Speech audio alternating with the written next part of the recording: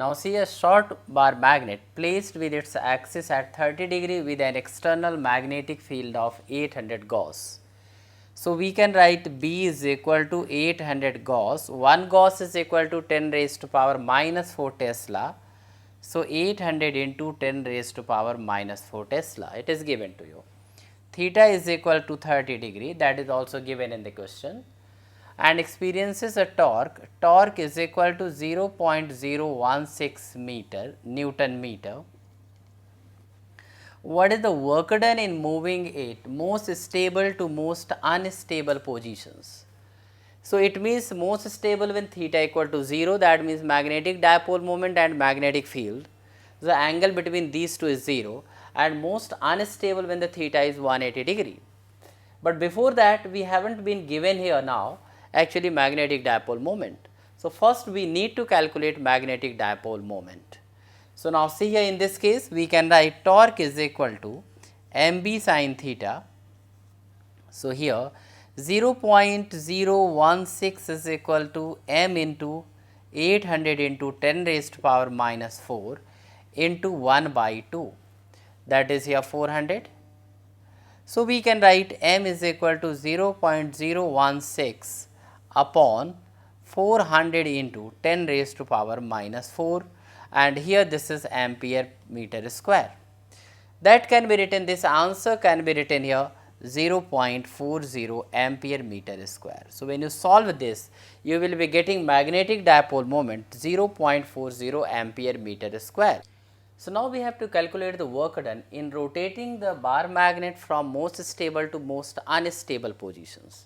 So we know when theta is equal to 0, that is called most stable, and we can get the potential energy of the bar magnet is equal to here minus mb. And when theta is equal to 180 degree, that is the most unstable situation, and here we can get u2 is equal to here, that is a plus mb, where capital M is the magnetic dipole moment and B is your magnetic field. So now when you are rotating bar magnet from 0 to 180 degree, the work done is here actually change in potential energy.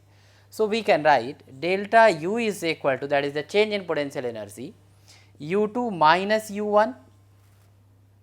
When you subtract these two, you will be getting twice of mb, and which can be written twice of 0. Here the 40. Already we have calculated magnetic dipole moment, and B is here 800 into 10 raised to power minus 4. So this can be calculated, and this will come out to be 0.064 joule.